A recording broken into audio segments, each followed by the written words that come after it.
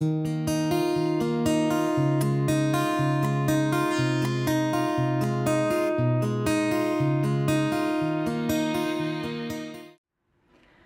Kris, we did post on Facebook that if any coach wanted to ask questions on coach education, they could put them there and we'd ask you.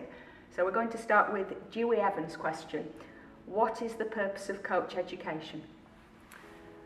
Good question, Dewey. I think, well, what I would do is kind of go more general and say, what is the purpose of education? And if you break it down, that there are certain people that are more naturally self-taught. So if you did the perception of Roger Federer, for example, a lot of people would probably put him in that box of he looks like he's learned everything naturally. He's been self-taught rather than formally taught. Whereas if you take somebody the opposite end of the kind of scale, like a David Ferrer, people might think he's had to train a lot to get to where he's at. The reality is somewhere in between. So the purpose of education is to increase the probability that people are actually going to improve their level of education. So if you imagine the opposite side, with no education, it would be borderline anarchy. The cream, you could argue the cream could rise to the top, but it would only be the self-taught of natural sponges that would do it. So education really raises the bar across the board, really. Whereas, you know, the thought of a no education system just makes the standards too low. It makes it too sporadic and too separate and wishy-washy and so on. I just think it gives some sort of structure and standardisation. And if we think about the model of learning, if people are in that unconsciously incompetent phase, they need the education there to make them aware, well, this is possible. Yeah, I think that going back to what we said earlier, it's changing the perception that education is everything. The education for me is the spark, and then it's how I use the information and how I go about transforming myself into someone that's able to practically apply that information. So for me, it's almost just the jump start, and the different modes of education we talked about, apprenticeship, mentoring and so on, is the stuff that can really help transform people to change behaviour. So if I do some work in the oil industry now, and that is pure behavioural change type stuff, nothing to do with tennis.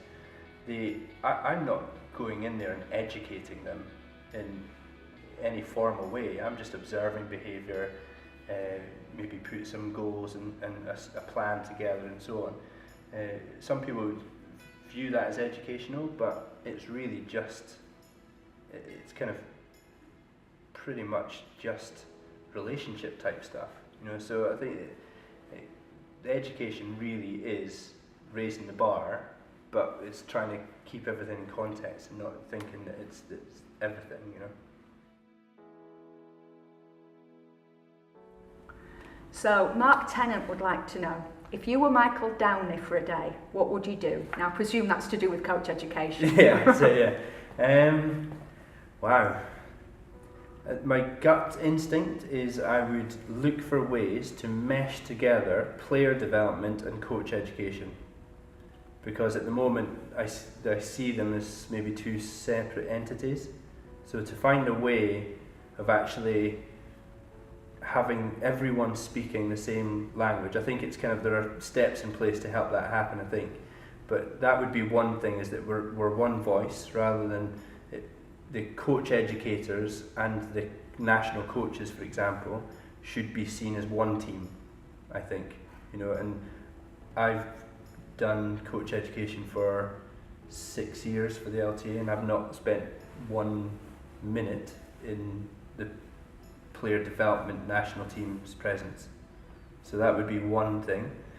If I could wave a magic wand, I would definitely commission the upgrading of all the public facilities that are sitting around the country doing nothing. And you know, if it was literally for a day and I could just sign off checks, it would be that. It would be, there's courts there, let's tart them up, let's put a coaching team in. There's courts there, let's tart them up, let's put a coaching team in. You know, I would try and give more courts to coaches around the country to do what they want. And in some way, parks and those types of local authority facilities, there's more opportunity for development because there's no history. So if a typical tennis club, there's a lot of historical, like even the constitutions, the committees and so on, it ties up how much growth you can really have.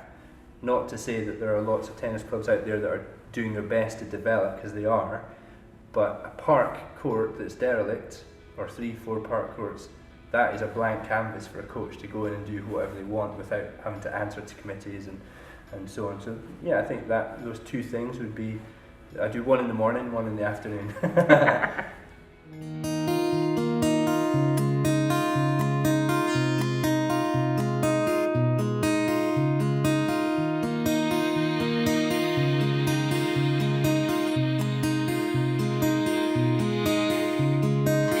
Have you seen a way